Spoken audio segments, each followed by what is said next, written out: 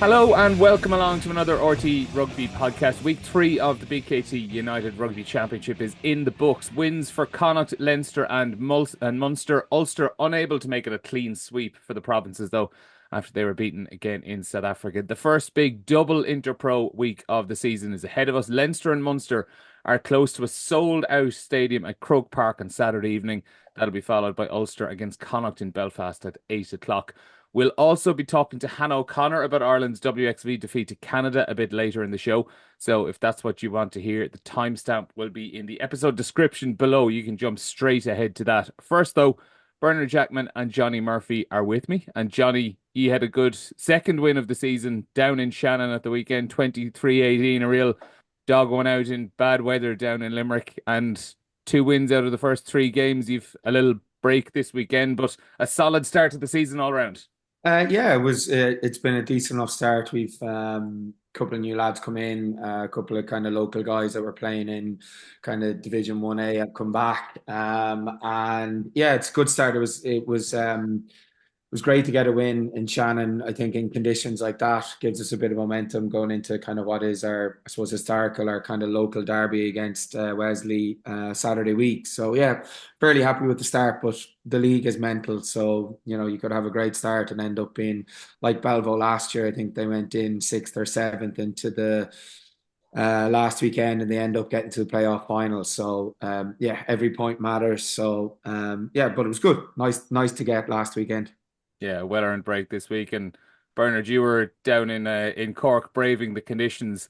Top work, I would have to say, by the people running the production staff around last Saturday's broadcast on RT. I would say the 4E crammed inside in the little commentary section down in Musgrave Park. I would imagine that hadn't been planned out earlier in the week. It was very much No, response to the conditions. Fair play to them all the same. no, we were supposed to be pitch side, but I became a diva and said no way.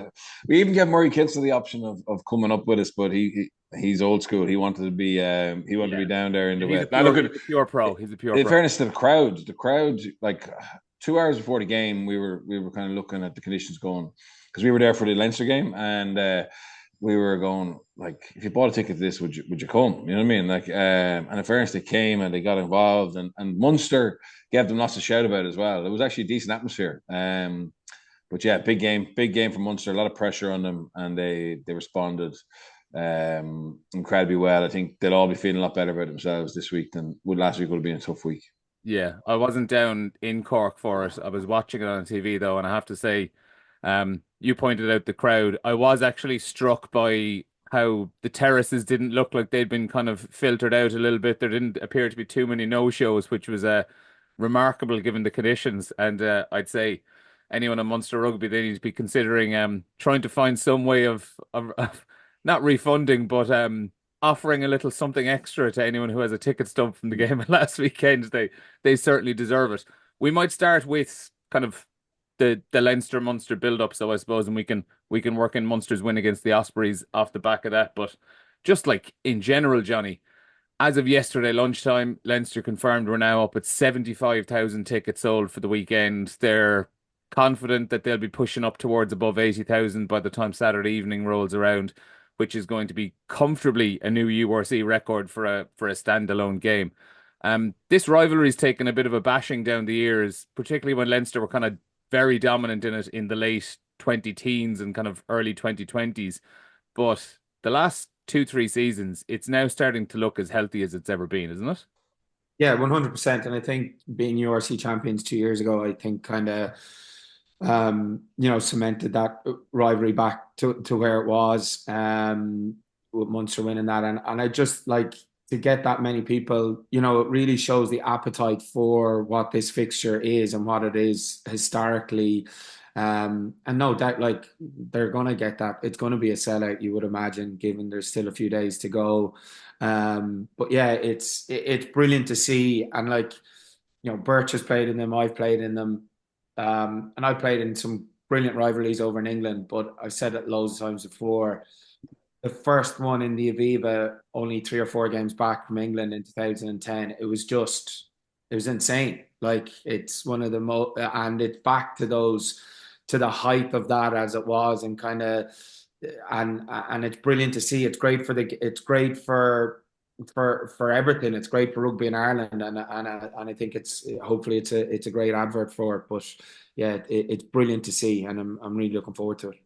Just on that, Johnny, I was chatting to a Kiwi friend of mine, a guy called Blair Stewart, who I coached in Grenoble, who's now back in Auckland, and we were just messaging him WhatsApp this morning, and he said, "Oh, what's going on there?" I said, "Oh, actually, Leinster play Munster in Croke Park. There could be 80,000 people there," and he was there. You guys have it so lucky. I mean, amongst his friends, amongst the New Zealand public, it's where do they go next to kind of get a competition that gives them that rivalry? You know, obviously missing the rivalry with the South African teams. The Aussie teams are obviously in a little bit of disarray, and they're craving for a rivalry or a competition structure that gives them big days. We know, look, it's not every week. There's certain games that don't have more than 10,000 people at it, but in general, I think the club game here is doing a good job of attracting supporters into venues, and hopefully we get a good product as well. And Bernard, even off the back of that, even as well, I do think maybe 10 years ago or so, it felt like the attendances for these big games were taken for granted a little bit, and there probably wasn't as much of a sell put into it. You do get the feeling in the last 2 or 3 seasons, though, that there has been a way more concerted effort to really, really drive home the importance of these games and drive those numbers up. Like, I know there's obviously a lot of people are probably going this weekend for the novelty factor of it being Croke Park and it being a big day out and stuff like that. But last season, straight after the World Cup, when I'm sure some people might have felt a little bit jaded by rugby, there was still just under a couple of hundred short of the Aviva Stadium being sold out for Munster and Leinster. Then St. Stephen's Day down in Thomond Park, that was sold out as well. Like the numbers are consistently there. This isn't just a case of it being a novelty game in Croker. Yeah, 100%. It's there now. And look, I think, as Johnny said, Munster win the URC, beat Leinster en route to it 2 years ago, has just given those Munster fans a bit more confidence. Obviously, top the table last year in the URC. So, and you know, we're seeing guys like Calvin Nash, Jack Crowley, etc., come through and play for Ireland and be able to hold their own. Nankiville is a very, very good operator. Tyburn, as I said before, some of that the back row, obviously Cadellan's away, but they still have a huge amount of riches there who will fancy themselves or love the opportunity to go against the Irish back row. You know, I know Pete's out, but it's still very competitive in a lot of areas. But Munster need to find a bit more. I mean, the reason Leinster have so many internationals is that they do.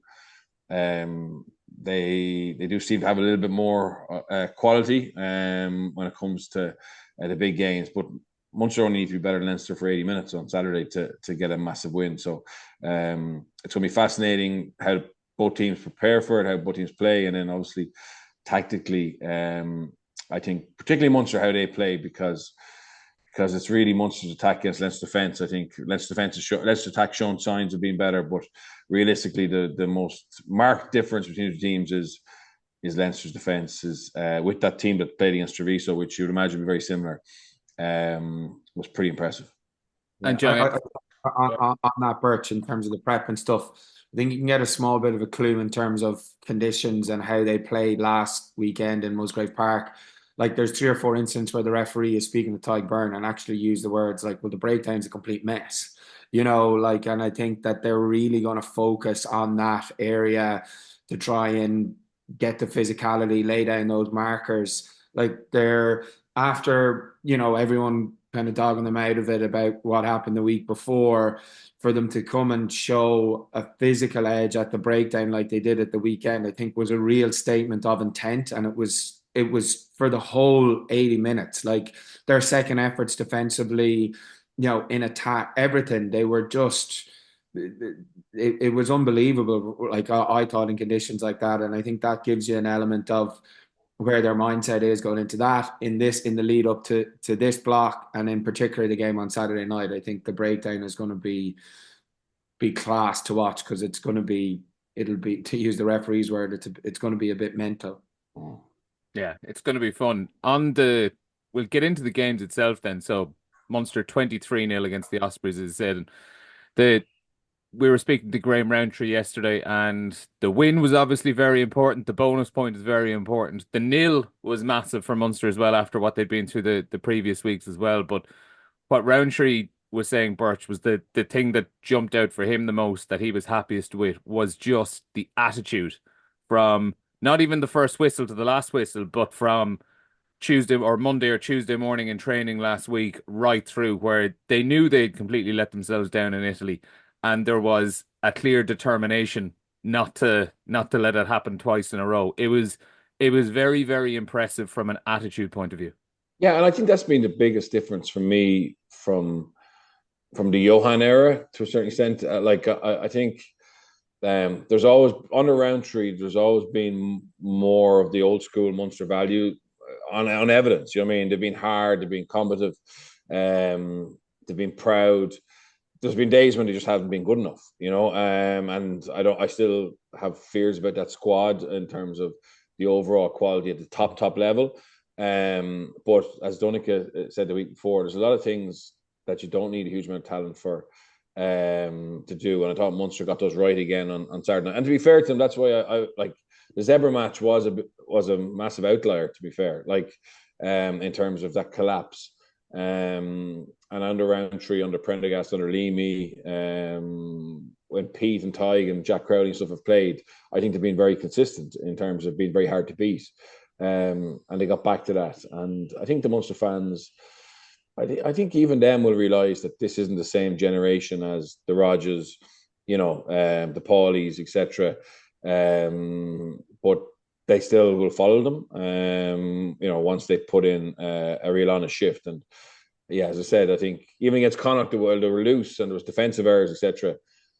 It was a better performance than the Zebra one. And now Osprey. So they've had 2 out of 3 that have been more than acceptable. But this is a big test. And then they go to South Africa for 2 weeks against, I think it's the Sharks and the Stormers. So they're gonna find out a lot about themselves over the next 3 weeks.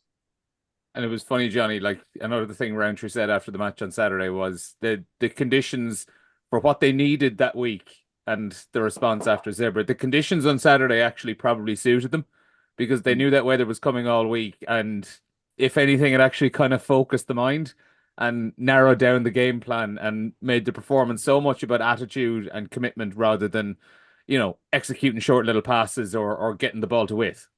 Yeah, I think it was obviously from the kickoff straight away. There was an intent and there was a busyness about their,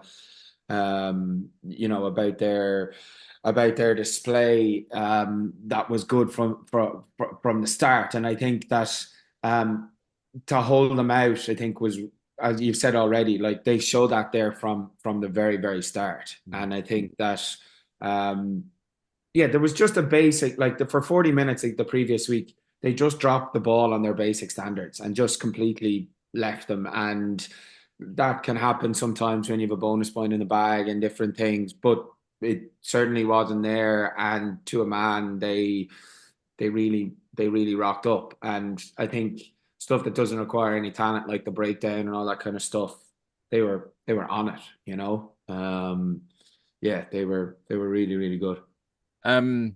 Bernard, in terms of the game plan they had at the weekend, did that show signs of a bit of an evolution with the way they're thinking? Where I was at a handful of games last season in similar enough conditions to that, and the frustration of watching them around midfield trying to run through 20 phases, tipping on the ball to each other, and overplaying it in brutal conditions. I'm looking at the Leinster and Connacht games around Christmas and New Year's Day last year, Bayonne at home, Northampton at home. Granted, those 2 matches, the rain wasn't as bad, but it was in, for maybe a 15-20 minute chunk of the game when there was just clear frustration that they weren't really playing to the conditions. Where on Saturday, they didn't really move the ball around a lot. They used Craig Casey and Jack Crowley to kick the leather off it and kick it really well, chase the ball down well, and just harry Ospreys into making defenses so that they tailored their game plan to suit the conditions they were going to play at the weekend.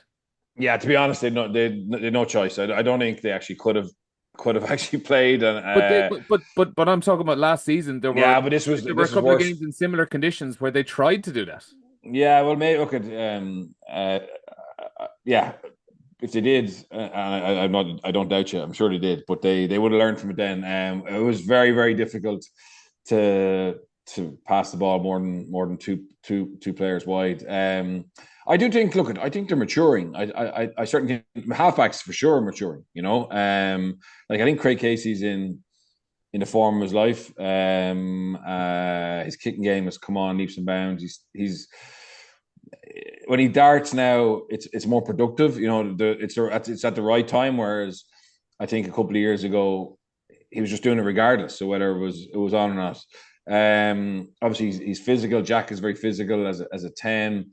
The variety of his kicking game was excellent, and they just kept their forward pack chasing down Ospreys. Kept them the ball in front of their nose, and look, I'd say they are got smarter. I mean, they definitely have a coaching group who are young, keen to give the players the best. Even George Murray is highly involved in the kicking side of it as well. The analyst who's been there since the start of pro rugby, and I'd say they do want to evolve. And there was evidence of that on Saturday. I'm fascinated to see if it's a dry night on Saturday evening, if they do play that pragmatic game, because there's a lot of teams who will try and play what they normally play every week against Leinster. Sorry to interrupt. Do you think they should try stay a bit more pragmatic this week? Yeah, I do. I think, look, there's definitely opportunities. There's definitely kick space, kick pass space. Yeah, you can get around them as well if you get lots of wit and you get the right playmakers on the ball. But it's what you do after that. I mean, I thought Leinster's scramble against Benetton was exceptional. It's better. Look, the problem they have, I think, at the moment is with their non-internationals when they get busted. And it didn't really matter against the Dragons because the Dragons didn't have the quality to hurt them. But the non-internationals' ability to scramble isn't as impressive as obviously the top class athletes. You're like there's a clip there at the weekend where Zebra or Benetton in the first half bust Leinster near the end of the first half, and they just get into the 22, and you just see Tyke Furlong Porter flying around the corner. Benetton would have felt, we can just stay on top of him here, and they get smashed behind the gain line the second phase. I mean, the sub props who came on for Leinster don't have that capacity yet. You know what I mean? They're not athletic enough. The mixed teams that we'll see certain weeks in the URC don't have that athleticism. So that's a challenge. So I'm very interested because I really rate Mike Prendergast. I'm very interested to see, does he say, right, let's do what we do and we're good enough to find holes, or do we say, okay, let's box really clever here. Let's not let them get energy by catching us behind the gain line. Let's have a couple of first phase strikes where we know we can predict exactly where they'll be and where we'll be, and we can hurt them. But then what do we do in the next phase? Do we allow them catch us in the middle of the field behind the gain line? And then it's all very hard. So as I said, what was impressive on Saturday was their understanding of how important it is to play on the front foot, whether that's through running or kicking. But I thought that was very conditions specific. But again, do you just box clever and tailor your game plan to an opposition who, to be honest, I think to beat them, you need to tailor your game plan. If they play what we expect, I think you need to, because you're not Toulouse, you're not La Rochelle. You don't have that power and ability. Both teams have a lot of ability as well. Both those two teams. So yeah, that's going to be for me the most interesting aspect of the game. I think it's the Leinster's ability, as you've already said, like to double down off a line break when they get bust. Most defensive systems will probably kind of take it easy there and try and get you to an edge and build their system back in. Where Leinster's system is on a bust, they double down and they actually go harder. And once they're on side, even though they're tighter, they'll go forward more and they'll chase their outside shoulders. So it's that's the one where when you get line breaks, you have to be, rather than, and most teams are like, come on, we'll play on top, but they bring so much line speed that they end up winning the gain line there. And then after you making 30 or 40 yards, you're all of a sudden within two phases back where you started, but you feel like you're playing. So it's within the system, they have to figure that out, because there are holes there, I think, from Like, Ulster showed it last year, and that is the gamble they play in a system like this, is the kick space. So, but it's when you make that line break, it's where you go after that is the really, really important thing, because they have so much power and they have so much pace coming off the defensive line, that if you don't have that, like Coombs is trying the first round where they make a break and then he's straight up the guts of them, and Munster won't get the opportunity to do that against Leinster, because he'll be met with someone flying off the line there and they'll lose momentum. And that's the thing that I think that's the battle. It's off the line breaks. It's where you go then that makes Leinster so difficult to break down on a whole. The other challenge for Munster, obviously, at the moment is the injuries are starting to add up yet again. So Peter O'Mahony and Ollie Yeager both out. That's in addition to Thacker Abrahams being out this weekend. Shane Daly and Billy Burns are more unlikely than likely to be available this week. On the positive side, Alex Nankivell, Tom Ahern, Ruan Quinn, and Mike Haley should be available, according to Graham Roundtree yesterday. Bernard, I saw you speaking on the 42s podcast about obviously the injury situation and how, this is the third year in a row now where early on in the campaign injuries are starting to pile up. And at a certain point, you do have to start wondering, what is the cause of this? Is it coincidence, or is there a correlation between things that are happening? I put it yesterday to Graham Roundtree, asking him have they kind of done a review internally of their training methods, their S&C work, their preparation, their rehab, all those sorts of things, their recovery after matches, to at the very least make sure it's nothing of their own making, this injury list. He said there is absolutely no correlation between the injuries on the pitch and what they're doing in training, that they've gone through all the data in the off season. They're able to measure their training to the minute, to the meters players are running based on all the GPS and stuff like that. They obviously have all that tech as well. Obviously, though, it is a concern to see these bodies starting to pile up on the injury list so early in the season. Yeah, and look, I've no doubt that they've looked like Graham Roundtree's livelihood depends on having his best players available. So I wasn't saying that they wouldn't be reviewing it. But unfortunately, it's now the amount of injuries and the regularity of those injuries. You just have to make sure that you are checking everything. There's lots of different reasons why players could be getting injured. It's not always about on-pitch load. And the beauty of the Irish system, very similar to the Welsh system, is you actually have benchmarks. So okay, Leinster are not going to tell Munster what load they have, but when you get someone like Dennis Leamy, who's crossed from one side to the other, they have a very strong idea of it. It's not beyond reason that they wouldn't be able to share their information with the IRFU and the national S&C coaches or national coaches and make sure that they're on track there. So I would say, I actually think now, I don't think, originally I would have felt it was to do with load and on-pitch load, because Munster were very open about how they changed that. And I've been through this in Grenoble and Wales and Dragons, where people did break down when you spike their load. But generally then they adapt to it, their body adapt to it, and they become more robust. But they still need to always keep an eye on it, because it's like none of the other provinces are having this level of bad luck. And to have it 3 years in a row,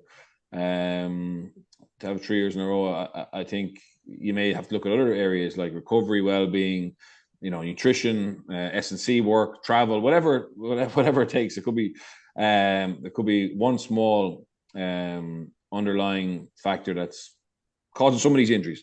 Some of them are going to be just contact injuries or bad luck. The game, exactly. But just like to have it this early in the season, and for it to happen 3 seasons in a row for that big spike at one stage or at a stage is difficult for them. It's difficult for the coaches trying to put together a team, So I'm not surprised they've reviewed it, but unfortunately it's worrying for them, and it's costing them points. Yeah, and one thing he did kind of stress yesterday as well, some of these injuries they have at the moment are quite short term, and while there is a lengthy list there at the moment, as he pointed out, they'd be fairly hopeful Nankivell, Ahern, Quinn, Mike Haley are are available this week. Billy Burns and Shane Daly probably wouldn't be too much further behind. So within a couple of weeks, this should be getting a bit shorter, unless obviously they pick up a few more. Last point on Munster before we get in on Leinster properly. I know we spoke about Leinster's defence a little bit, Johnny, but someone I did want to mention who we've got to see a little bit of now plenty of in the last couple of minutes. Um, who we've got to see plenty of in the last couple of games is Brian Fitzgerald, who Munster signed through Gary Owen, 25 years old, been a regular AIL player over the last couple of seasons, and got him in on a short-term contract this season. And through, I suppose, some of those injuries, has managed to see plenty of game time over these last two matches. You would have come across him obviously playing Division 1B rugby in the AIL last year with Gary Owen against your own team, Nace. He's settled in very, very well. He might not play this week if Alex Nankivell is back and stuff like that, but I thought he was worth mentioning because he has looked at home at this level. Yeah, and look, I think that's I certainly think of within the pathway within Munster, the AIL is a pathway that's not closed off as it is potentially in Leinster, that there is an opportunity to really develop that pathway for Munster. And to be fair to Cozzy and Gar Prendergast, they're really trying to do that.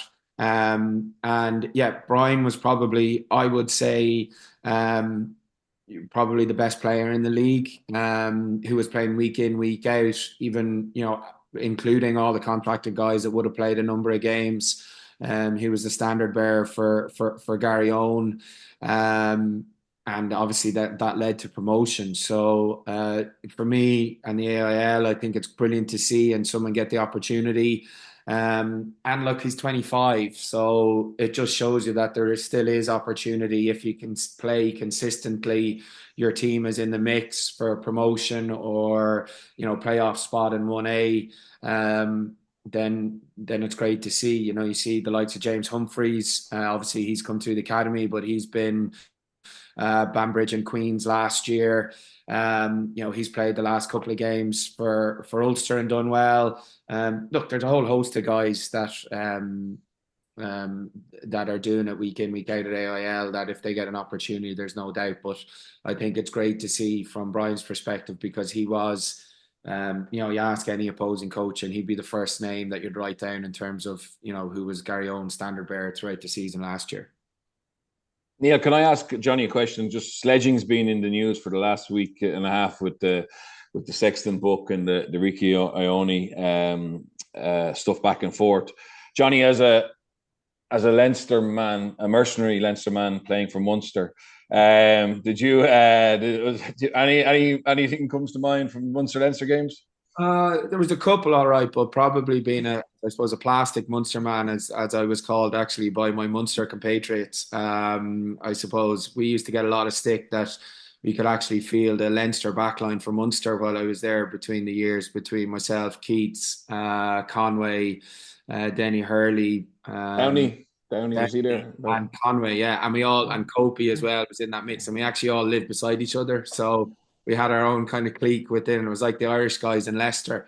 But yeah, my first game back, I remember first did that one in the Aviva. Damien Varley and Owen Redden had played with each other over in Wasps, and we obviously had a rivalry. But I remember the first breakdown I was involved in, I carried, and Redzer was, I think I was playing. Yeah, I think I was on the right way. I think Shaggy had tackled me anyway, and he was trying to kind of pull and drag at the ball, and Red put his head over the ball, and I could actually just see Varls was coming out to the thing. I could see Varls' face light up. It was the happiest I've still to this day, even on his wedding day, he wasn't as happy to see Redzer just over the ball, and he accelerated from about 10 to 15 meters away. And when he hit Redder, there was this noise. I actually thought Redder was dead. And it was like 10-pin bowling alley. Just pins just went everywhere. And there was kind of, and Varls was actually laughing, the sledging that went, it wasn't sledging, it was just laugh. And to be fair to Red was like, oh, good one. This is all in the middle of the game. So yeah, stuff like that was, fun. They're always good games, but I'll never forget Varls' smile when he saw Redzer over the ball. It was very, very funny. Bernard, Yeah. any you can repeat? Yeah. Look, it was a massive part of that rivalry. Like, and to be honest, we probably had to. We for a couple of years we said, "Oh, poker face, don't show any emotion," but that was you couldn't keep your mouth shut. Like there was just it was too intense. But I actually remember, and I actually think it's reverse sledging. So probably 2005, 2006, I was playing for Leinster. I just joined Leinster, and we were getting killed by their forwards in Thomond Park, the old Thomond Park. So, which some of the listeners will remember. So terraces on the side. It was the far side. It was the Shannon side. Anyway, Munster catch a line out on the 22, and they start to maul us up the field. Obviously, as a hooker, I'm in the tram. But after about 15 meters and the crowd going mad, I say, right, I've got to collapse this, right? So I go in and do the old deck chair to try and collapse it. Fail miserably, and next thing I'm on the ground, and Munster have basically 16 feet just going up and down on my back. I get a shoeing, which I completely deserve, whatever, right? And unfortunately, this is the one time the maul doesn't go forward, so it's actually they're just stationary over me.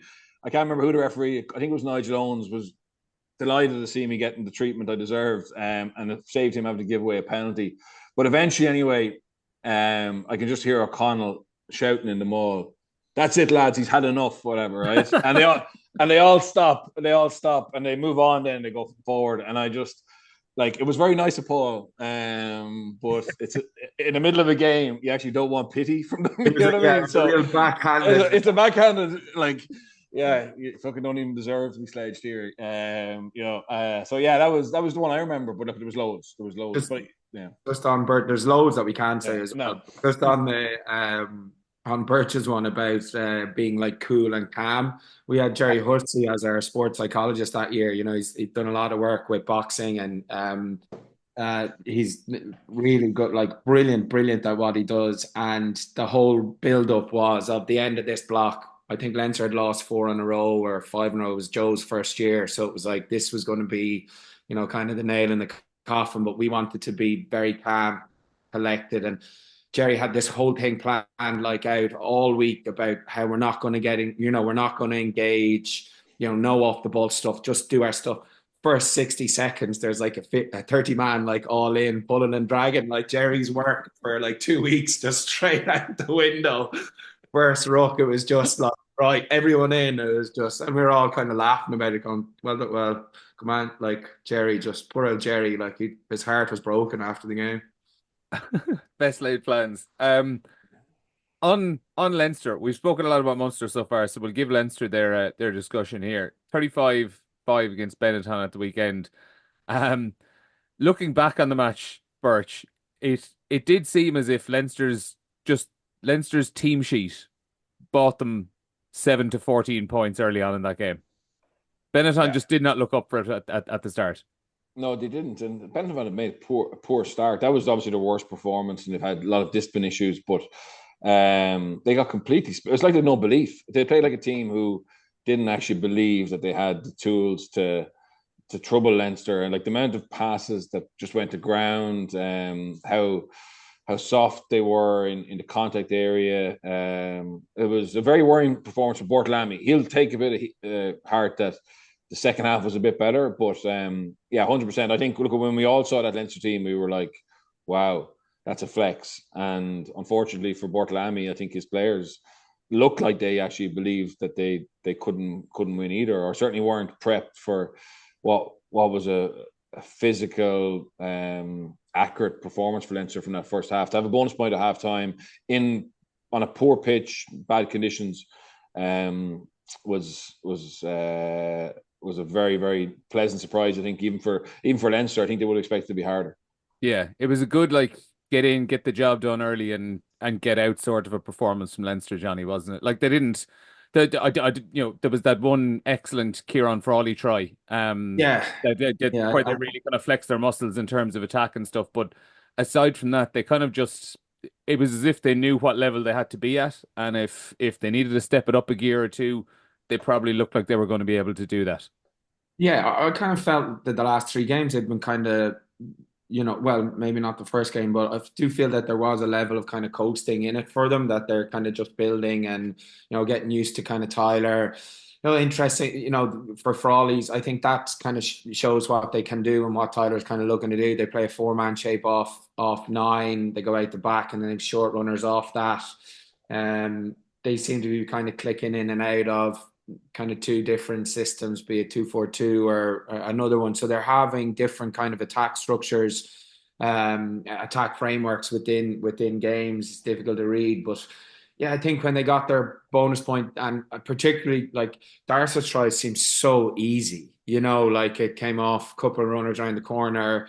He gets the ball, and then like he even feel like he's expected to be tackled there, and he just spit a leg drive and over he goes. It was just, yeah, I just feel they've kind of been coasting a bit, and leads up to kind of all roads lead to this weekend, obviously for them. But yeah, it was a fairly solid. I think their second half was, obviously was pretty average. But yeah, it was kind of game done, and they just kind of plodded through the game and trying not to eke out too many injuries or anything like that. Bernard, what were the early RG Snyman signs? He got 50 minutes. Obviously, played his part in that lovely Kieran Frawley try where he takes the ball up to the line and pulls it back, like we would have seen him done for Munster in South Africa when he was available in the last few years. Got on the ball, a few nice little touches, a couple of offloads here and there as well. Yeah, he did, but he also didn't look. He looked rusty, and he still had an influence on the game. I actually think he's going to be a bench player for Leinster. I think he could have a situation, or he will have a situation. Use him in the same way South Africa have kind of. Yeah, and I actually think Barrett will be the same. I think if Leinster have everybody fit, they'll have Slimani, Barrett, and Snyman coming off the bench. Slimani obviously definitely because Furlong's going to start, but I think they'll be same for Barrett and Snyman, and I think that's probably why. Obviously, if James Ryan is injured, Joe McCarthy's injured, he starts. But I think that he's very, very well suited to coming off the bench and changing a game. And when you look at the quality players Leinster have that are Irish qualified, that Farrell will want to be starting those big games.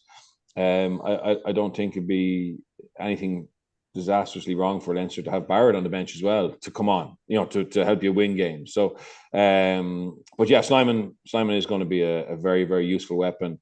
In actual fact, I thought Leinster showed in the first half in particular a real eagerness to offload. In situations when, historically they would have just looked for leg drive, go forward over the last couple of years. So is that something that Blindale's going to add to it?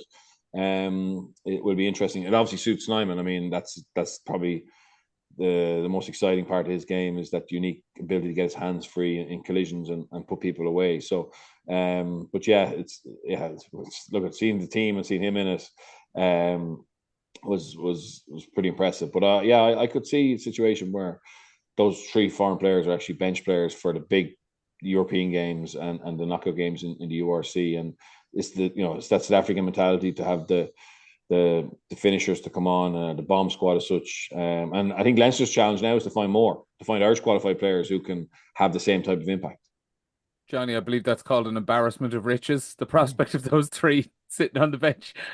Yeah, and I think probably if they do want to go 6-2, having Barrett as that second back allows you kind of with that versatility and what they have with, if Jimmy O'Brien's playing or Jamie's on the pitch, or they can move things around. Yeah, it's a bit insane really with those guys coming off the bench if that is the case. So you just look at, and there's going to be some serious talent missing out on those squads when they get everyone in and they get everyone fit.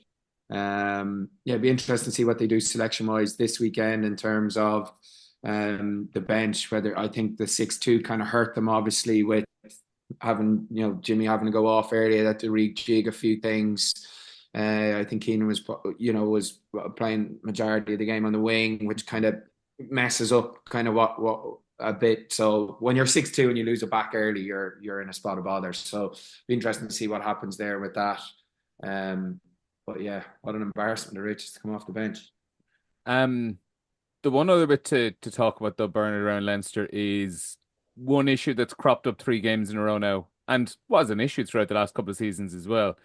The scrum is still, it seems wildly inconsistent would be the way I would describe it. 4 scrum penalties against them at the weekend. 2 against Andrew Porter, 1 was against Tyke Furlong, 1 was against Michael Milne. So it's not even just, one particular player who's given away these penalties. It was Ravis Slimani gave away a couple in his first two games and also won a couple of big penalties as well.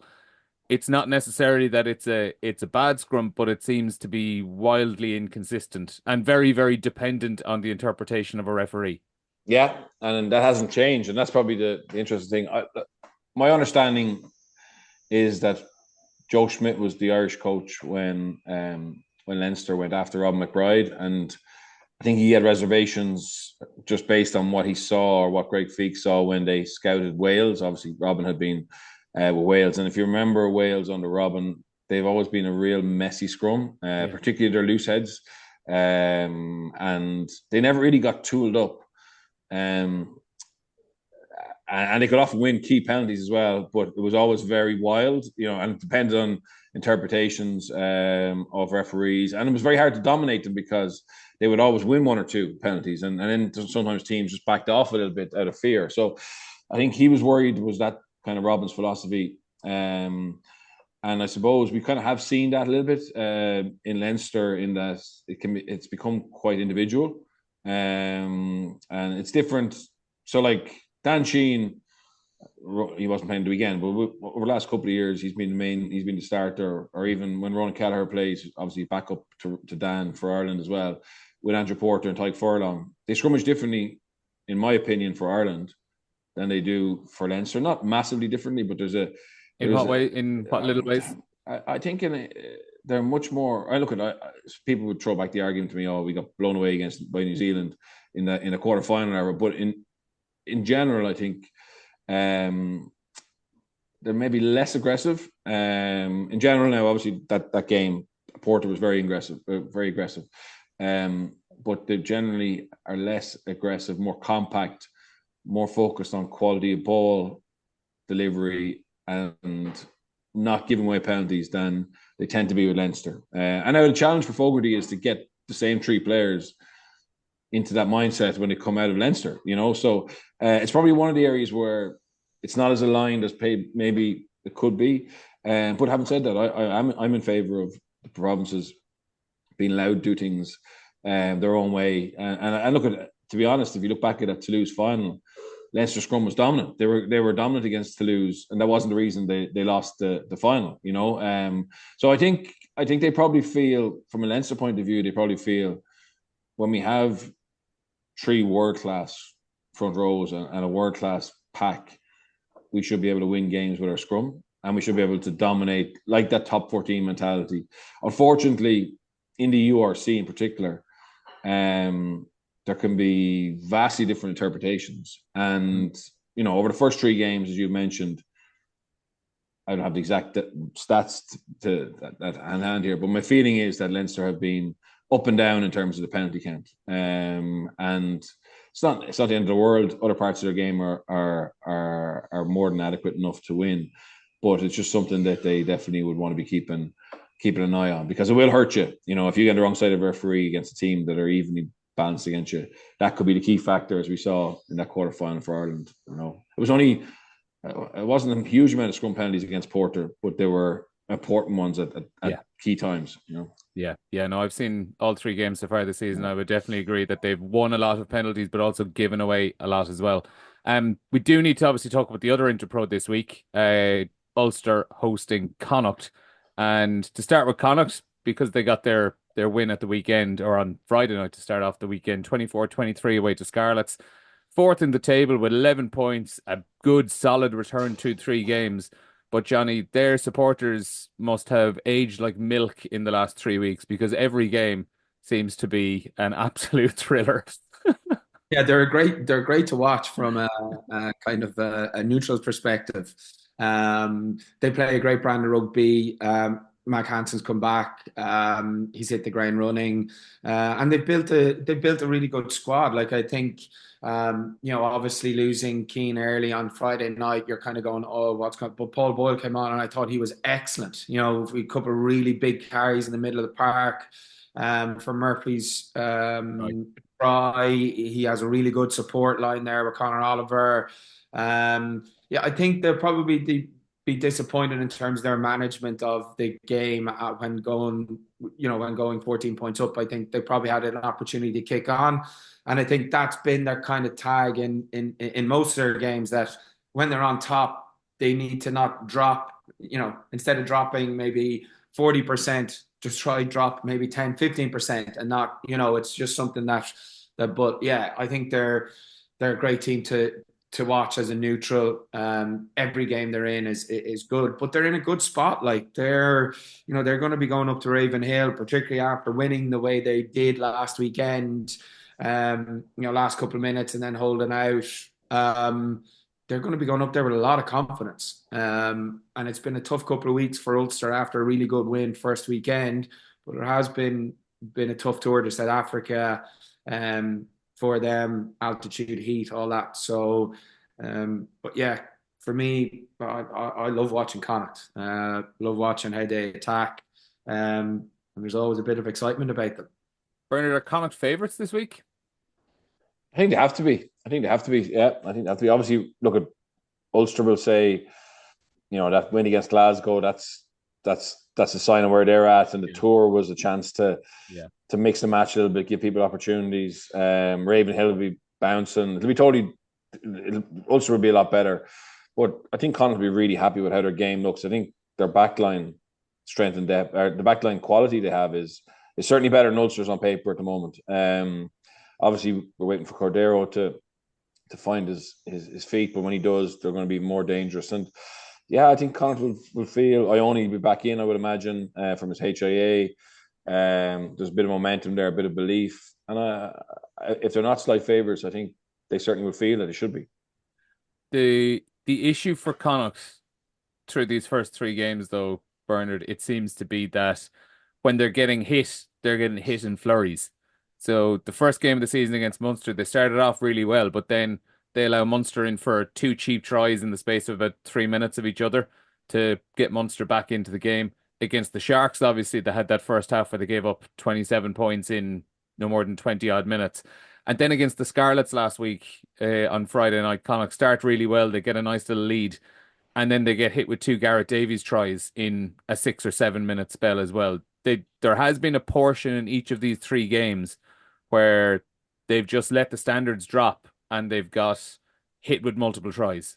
Yeah, 100%. And that's probably been an issue with this squad under Andy Friend as well. Not a this season issue, true. Yeah, under Andy Friend as well. The only thing I would say is they've found a way to win the last two games. They've found a way to come back against the Sharks and to not let that momentum the Scarlets had be detrimental to the result, and found a way to win at the end. So I think they'll be very conscious of that, of both those swings of momentum, but they'll also say, look, last year we would have been beaten out the gate. Like I remember last year against Bordeaux better team than the Sharks, but like once that momentum swung, it was the end of it, and the Scarlets aren't a great team, but Connacht did manage to slow down their loss rate and found a way then obviously to engineer that penalty for 4 at the end and close the game out. So I think they were looking to try and build belief, and there'll be two of the things they'll be talking about, saying, look, it's not ideal, we have to stop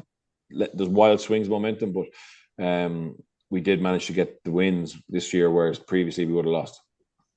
And Johnny, you mentioned Ben Murphy's try a little bit earlier on as well. That's now 3 starts in a row for him, 2 or 3 tries in those 3 games. He's showing like that performance down in Thomond Park. It wasn't just a once off. No, he's been really, really impressive. Very controlled. His support lines on line breaks are excellent. And yeah, he's had a really, really good start down there and taken opportunity that he's been given. He's probably on form. Is he number 1 for them? Definitely there. I think he's worth going up. Obviously, there's a bit of family rivalry there going up and playing up in Ulster, but I've been incredibly impressed with him, and I'm looking forward to see how he develops, particularly within the back line that they have, and how they play can really suit someone in his style, and he can He has a really good kicking game, so he can mix and match as well. But yeah, I've been really, really impressed with him so far. And we have seen it down the years with so many players, Bernard, where someone just lands in a team and the situation just fits. Yeah, and I think like it was a really smart selection by them, because on what he'd shown for Leinster, the layman wouldn't have expected this match to be such a good fit. But they obviously had clarity around how they wanted to play. I thought Blade had to play too much last year and affected his form a little bit. So they needed somebody, but there's the right person and the right fit. And Ben, obviously, with Blade having been on the tour of South Africa, Ben got in early, had a brilliant preseason, showed what he was about, blew them away with his athleticism and his fitness, and got that first start, and then took his chance. So full credit to him. Like, he has played in some big games for Leinster off the bench, but to get that start against Munster and to put in the type of performance he had, and to be rewarded with more game time, and again, impressed in those, is credit to him. But I think they were very clear about what they wanted in a scrum half, and he ticks so many boxes. So I think Connacht are getting the reward for that homework they did, and that clarity around what they want and what Ben can bring. Yeah, well, his dad is going to have to do a bit of planning around him this week ahead of this game.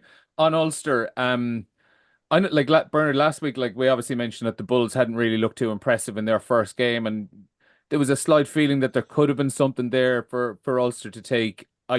All of that feeling went away from me on Friday morning when I saw the team the Bulls had selected. That was, in terms of loaded, it wasn't far off what Leinster had done against Benetton. Like, that was the first team out there as well. Johnny, when you look at their two performances and two results over in South Africa, like, it's two defeats. They've got one bonus point out of it, and they're coming home. They're low down on the table. But what positives if you're the eternally optimistic Ulster fan, what positives are you taking from what they've got down in South Africa in the last 2 weeks?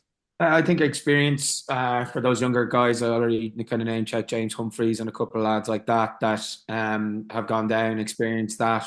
Also, Jacob Stockdale, I think his form is starting to kind of move forward. He scores an old school try for him, back to when he was good at the weekend. That kick over the top we've seen so many times.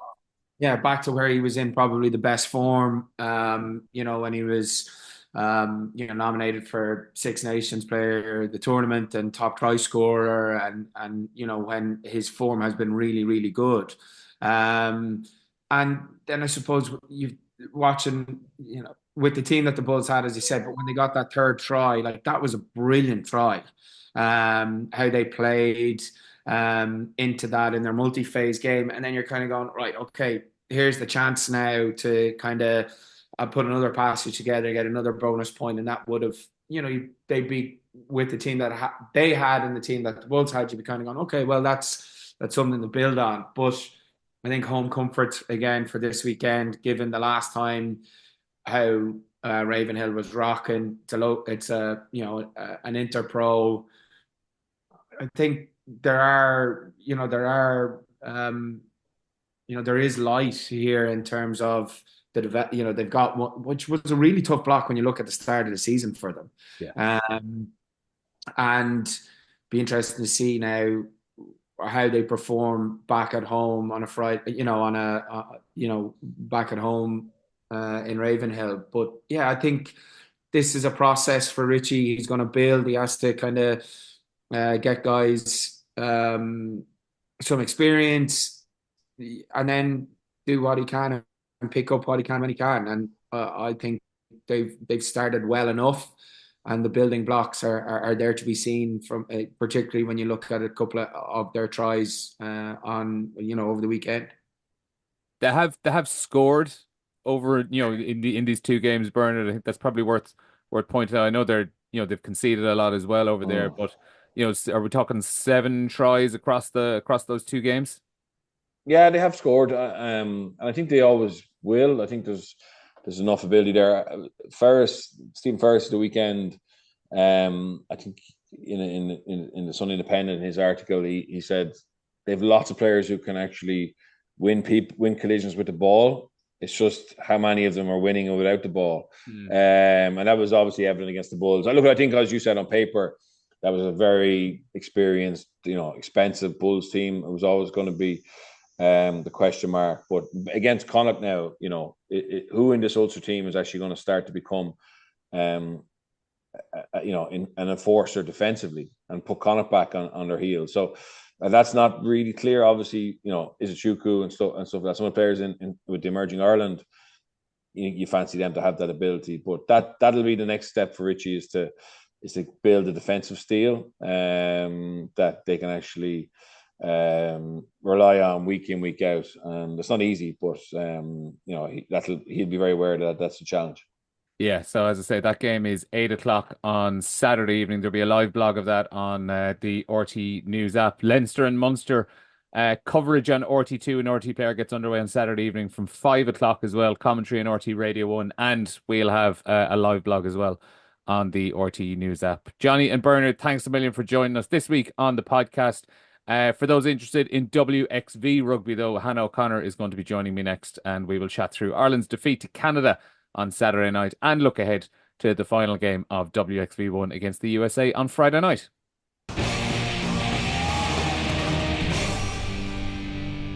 Now, next on this week's RTÉ Rugby podcast, we're going to turn our attention back to the WXV. Ireland beaten 21-8 by Canada in Vancouver on Saturday night.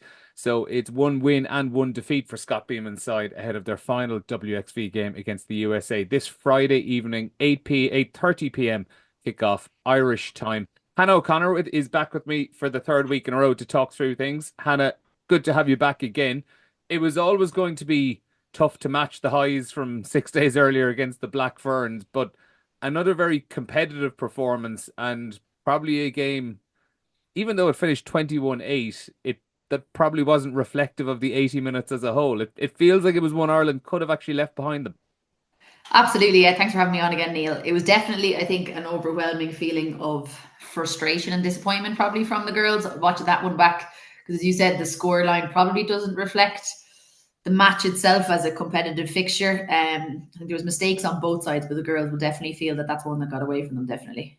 Yeah, and that was basically exactly what Scott Beeman said himself after the game, that it was a 10-minute block just after the kind of midway point of the first half that the game really just was spun on. Ireland get 2 yellow cards within the space of 30 seconds. I know, two front rows as well. Their 2 starting props go off for yellow cards.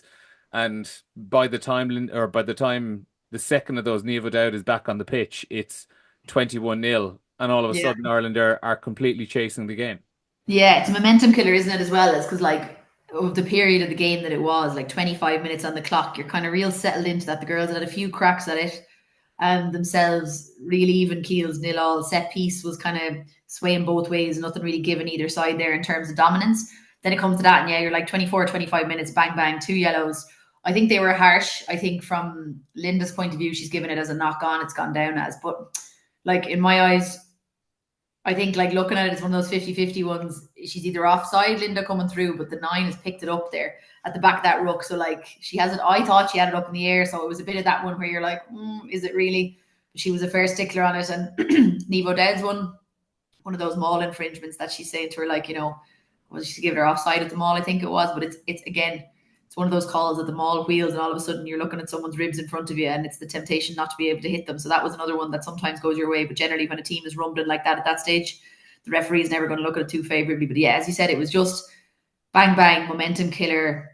The game was kind of hinging on a knife edge up until that point, and all of a sudden then you're down 2 players. And I actually was taking notes of it. I was for 13 minutes of that 10-minute period, obviously the penalty try as 7-0, they were doing really, really well. And the benefit of having the likes of the Sevens girls and the likes of Emer Constantine in the backfield, who were well used to marshalling that backfield of loads of space, they did really well to scramble at times and to defend and do a soft jockey defense at times to get themselves out of trouble. And then literally, I think it was 34 minutes, they only had a minute more to spare before they got one of the yellows back. And all of a sudden, as you said, it's 21-0, and it's a real zapper because you're 5 minutes before halftime then, and in a half that you haven't done too bad. But all of a sudden, you're looking up at the scoreboard saying, geez, how have we ended up here? So, yeah, a bit of a momentum zapper with those 2 yellows. Yeah, and I think actually what ended up being a real killer. Now I know as well for a few minutes of that block, it was 14 on a minute or so of that. It was Yeah, it was, to be fair. because Canada had their own yellow, but it was pretty much straight after straight after Canada scored their try. The first try when Niamh Dowd had been yellow and it was 15 on 13. And one of the Canadian players knocks on from the restart. And I was laughing because you could see she was shaking her head in frustration after knocking on. But all of a sudden, what ends up happening is not only have Ireland now lost Linda Jugang and Niamh Dowd, but they have to bring on two props. It was really a tactical knock on, wasn't it? Well, like I was laughing because in my head I was thinking it would be a great idea to just get a scrum straight away. It hadn't occurred to her because she looked really, really annoyed at her. It was like a simple little knock on, but I know. all of a sudden you have to bring on two replacement front rows and you lose Fiona Chute and you lose Emer Considine. Yeah. And all of a sudden just the numbers have become even more muddled around the pitch. And ultimately for the second try, Canada finally got the ball to width and it was down the vacant Emer Considine wing that they had the extra number and get in for that second try. And Yeah. it's funny the way just the game script goes. Had Ireland been able to hold out maybe for another few more minutes without having to have a scrum, I know this what could have would played have out a happened. little bit differently. Yeah, exactly. I remember seeing that happen. I was like, surely now if they can get through, as you said, like get through a big chunk of this without having a scrum or the need to make the extra swaps, they'll be doing okay. And sure enough, of course, you couldn't write it like that. The script went that way, but it's like it's rose rubs of the greens, isn't it? That everything they touched last week was on the money, line out on the money, scrum on the money last week. Entries into the 22, excuse me, really good. And then this week, like things like that, double yellows and things not going to plan. The referee, giving some calls that, even at line out time, the referee, now again, you can't blame the ref for it, but just the frustration of at times, early doors, the girl's ready to go in the line out and then you're stopped, waited, sometimes a penalty given for numbers or a free kick given for numbers, and just little things like that kind of stunt your flow a little bit. But yeah, it was, as I said, the fact that the try was scored, down that side of where the vacancy was, they were doing really well, like considering, but like losing one is difficult, but losing two, as you said, like you're always going to have, it's almost, you forget yourself when you're on the pitch. You're like, geez, you cover for one and you kind of have the ability to do that in terms of the folding out. But when it's two, there is a lot bigger holes. But yeah, it was a bit of a sickener from that point of view, but kind of regrouped at half time. And as you said, like bar that 10-minute block, the game is there. Like, and even in that block when Ireland were down to 14, Aoife Wafer took off on a break, fed Enya, and then there was a period, I think, that led to Canada's yellow card. They were still going at it with 13, like before they even, still being brave enough to play and not sitting back in their own half. So they showed glimpses of what was there. And even in the try that, again, another way for carry, taking out about 4 Canadian players, which led to a gorgeous crossfield kick from Dana.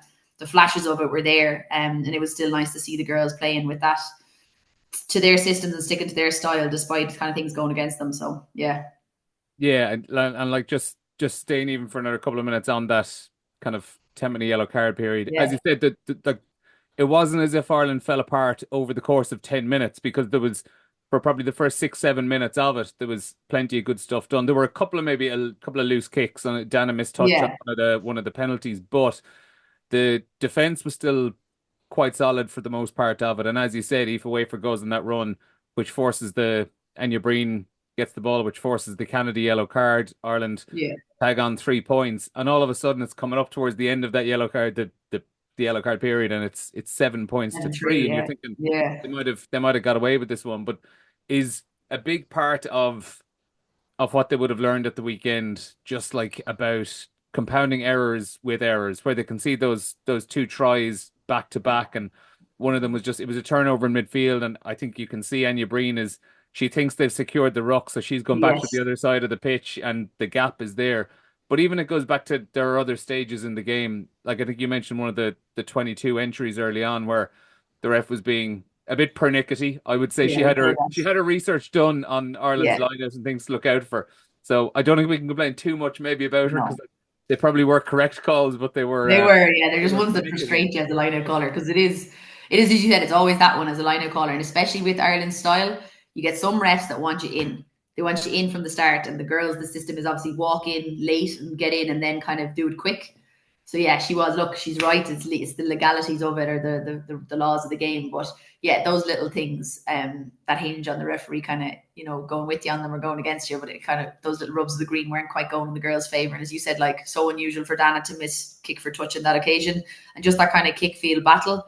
the kick battle was just it wasn't quite where it was. And as you said, that turnover, like, which led to their try, that was, the Canadian try, I think it was their second try. It was, one of those things that you just like frustrated with. The ball comes back, Dana decides not to kick it, shifts it to Amy Lee, and she gets swallowed up, and all of a sudden the ruck looks secured for the world, and all of a sudden for some reason Canada come out with it. Those things that last week were a bit sharper around, and the girls were so solid on their own rucks. That New Zealand weren't able to get a sniff of any steals of breakdown last week when there was just a bit of sloppiness with it. But again, look, as you said, the learnings from it, like the overwhelming feeling from the girls would probably be frustration and disappointed at what could have been, because as you said, for that 70 minutes they were toe for toe with them and able to put it up to them, bar having to do it with a deficit of 2 players and 2 props at that completely shuffles the rest of it when the scrum comes. But I suppose they'll learn from that. Like Canada didn't play particularly red hot, but they were clinical. And I suppose the ability of them knowing, being at that kind of top tier a bit longer than Ireland have been kind of meeting with it, that they're clinical. We may not be playing very well here, but we'll able to take our chances. We'll be able to make our entries and make them pay, I suppose, for when they do get the chances. So again, it goes back to, I suppose, what we said in terms of the learnings that the girls will take from it in benefit leading up to next year's World Cup, that like it's another opposition that they've played, another top 2 tiered or seeded country in the world.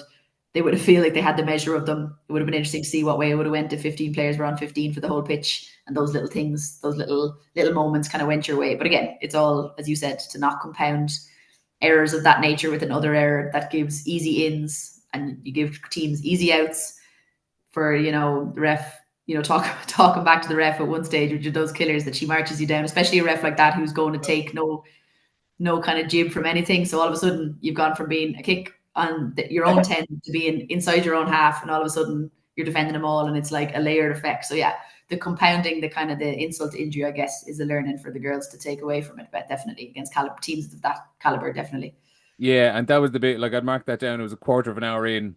They'd been getting some good phases together in the 22. Wasn't long after Dan O'Brien had a good 50-22, and they have a line out just inside or in and around the Canada 22. They give away the penalty because Brittany Hogan joins the line out, or joins the ball a little bit too early. Then about 10 seconds later, Canada clear the lines from that resulting line out. Ireland give away another penalty. Clean Maloney gives another 10 meters for back chat. And all of a sudden, Ireland are defending a line out on their own 22. I'd say there were 40 seconds between the 2 of those incidents. So, that's the kind of compounding one error with another thing. I mean, like, to look more on some positives, though, I think, like, in the grand scheme of things, it's something that quite a few people have pointed out in the last couple of days, that we kind of do have to step back a little bit and realize we're here really, really surgically picking apart what a 13-point defeat against Canada. If you had told most people 12 months ago that Ireland would be in this situation, we would have thought that was fairly fanciful thinking. This is it, though. Like, and as I said, it's great to be at that stage where you feel like that. You're like, this was there, and this was there for the taking. Or where we can really analyze, I suppose, micro details of the exactly because of the whole system. 100% that the system is still there. That there wasn't, as you said, like the missed tackles might have been coming during that period where you're down bodies, and it's just from literally lack of players at times but as you said, like being able to pick those little bits and have a game in front of you that you're able to literally pick it against a caliber of team like Canada, that you're able to analyze the 2 teams fairly with each other. Like, as you said, a year ago, or even coming up to the end of the Six Nations, there was probably people who said, why on God's name are Ireland in WXV1? Like, they have no place being there. There was a lot that wrote them off and thought that they'd be the whooping boys for that league. So, like, to have them in there in that tier with the rest of them, and to be 1 from 1 with the feeling of what could have been with the second game, it's a great place to be. It stands us in good stead that the performances where it was a loss, there's a lot to be taken from it in terms of learnings from it, but it was definitely a decent performance. Not their best, but again, a lot of good flashes there to be seen to follow on with what they've done already.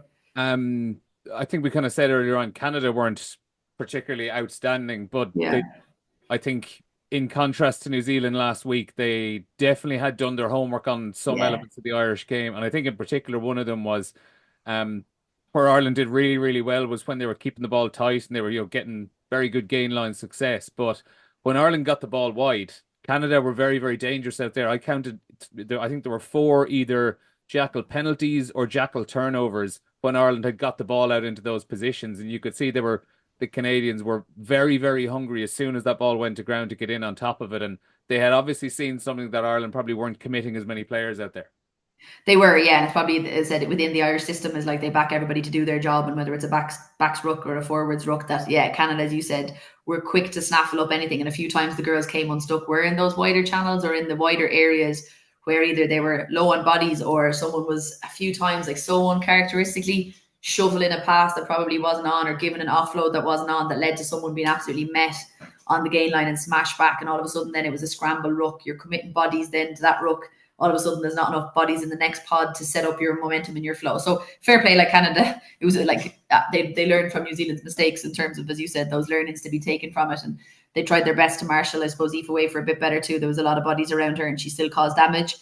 So all those signs of, again, learnings, as you said, that like you have to be able to do those finer details and take what was good from the week before and layer onto it in the next week. But as I said, a tricky one. It's always hard as well, because going into a competition like that, it's the same with if you're going into Six Nations. You know who your opposition is for game one, and you probably get to spend a greater deal of time analysing your opposition to great effect.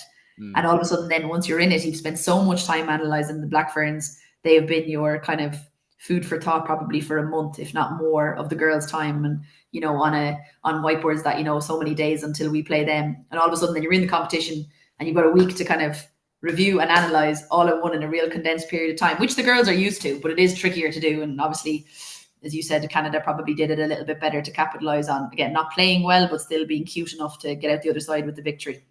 One of the other positives, like obviously it was a big blow to lose your captain, Adele McMahon, in the couple of days before with a training ground injury. But after we got a glimpse of her off the bench against New Zealand, where she scored the 2 tries, Erin King came into the starting team and was absolutely outstanding again. And it wasn't something that I suppose it probably just hadn't occurred to me. It was, I can't remember who was on commentary on the stream for it, but pointed out during the first half that I think she's played, is it 6 senior games of 15-a-side rugby in her career, which is just a remarkable statistic to see how well she's fitted into the system. Yeah, it's been great, like, to see her, and it's said unfortunate for Adele that she missed out through the injury. But to see like Erin I think she said herself that she'd been plugging away in the background, and great to get her 2 kind of minutes off the bench and kind of teak on a bit more. But yeah, there's nothing quite like starting, and like fair play to her, like she fits in like a glove in there, that she's adapted her mindset from the 7s to 15s really, really well. As she hasn't got much experience with the 15s game and the senior level. Like, she obviously played a good bit of underage, which a lot of the 7s girls mightn't have in the past, that they might have gone into 7s from a young age. So definitely that stands her in good stead, that she's played with her kind of club grown up and had played with Old Belbo for a couple of games a couple of years ago. But an underage with Leinster as well, she would have played for kind of a really good team that they had, which was along with the likes of with Aoife Dalton and Dana and Aoife Way, for actually that team. They all played together in one team when they were under 18 as babies. But it's great to see her kind of get her first start and to be, well able to pull her weight there and to do a job, and like in things like line out and everything, there's so much to learn there. I think she was saying, like, in terms of learning how to be part of them all and what's involved in that. So she's learning definitely in at the deep end with the caliber that they're against in terms of team. But now she's flying it, and it's great to see, as I said, depth coming in that position. Even seeing her, like when Ireland were down players and seeing her hands in the loose, like she's well able to pass the ball as well. So her skill set from the 7s transferring over definitely helps her massively. Yeah, it certainly does. And we're watching out for more in the future. We'll find out obviously on Thursday night who is starting, whether Adele McMahon's fit or whether it's Erin King starting again in the back row. Probably not much we can discuss now in terms of team selection, Hannah, because like for those listening, we're speaking here on late Tuesday afternoon. By the time you're actually listening to this pod, it could be Wednesday afternoon, and the team announcement is going to be later on Wednesday night. So probably not much point dwelling on that for the people listening at home. But in terms of the game itself against the USA, Friday night, as I said, 8:30 Irish time. I think coming into the tournament, this one was probably being earmarked as the most winnable of the 3 games. The closer we get to it now, it's shaping up like a really, really, really closely fought match. Like, you look at the USA's 2 fixtures, well beaten by England, which you'd expect most teams to be, 22-14 against France. On paper, it looks like 2 very, very evenly matched teams. Absolutely. And like, as I said, USA have been a strange one over the last few years in the competitions that they've played because it's hard to get a gauge on how their form is. They're kind of hit and miss in the competitions that they've played. But yeah, as you said, on paper, definitely. Obviously, they're coming off the back of the 2 losses against 2 tough teams. Coming out the gaps and having to play England first is always a tough ask. But yeah, and again, France haven't probably been at their best, but you still saw flashes of what USA can bring. They're the same, similar to Ireland. They have a good influx of kind of sevens players in there and crossover players in there, like Olive Kelter in the centre. She can play fullback as well. So yeah, it's definitely there for the taking for the girls. It's just a case of, as you said, there's probably another training session now today. They probably train to get through before they get through on Friday. So yeah, it's a good chance to kind of reset, regroup, as you said, take the learnings from the game that they had, but also like focus on the good bits, because I said there'll be a lot of positives to take from that Canada match, probably more than people would have given the girls credit for, you said, before going into that competition. So it's nice to have those positives to be building upon. So yeah, they'll be very excited for it, but hopefully there'll be a good clean bill of health to pick from in terms of team. We'll see what happens. Yeah, and like even just looking through the table, there's plenty on the line, which is really, really great. Like it's the way the fixtures have shaped up. England and Canada, first and second, are playing each other in the final round of games. France and New Zealand, who are fourth and fifth behind Ireland, are playing each other. There's a very good possibility that a win for Ireland against the USA on Friday is enough for a third place finish.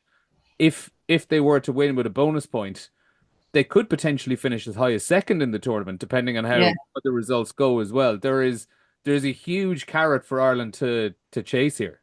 Go after. It's brilliant, isn't it? Like, and as you said, for us to be able to be sitting here for the 3 weeks and to be able to talk like about a win and a disappointing defeat, but a defeat that's one that has left a lot of opportunities there, or that the girls had a lot of opportunities just for those unfortunate yellows.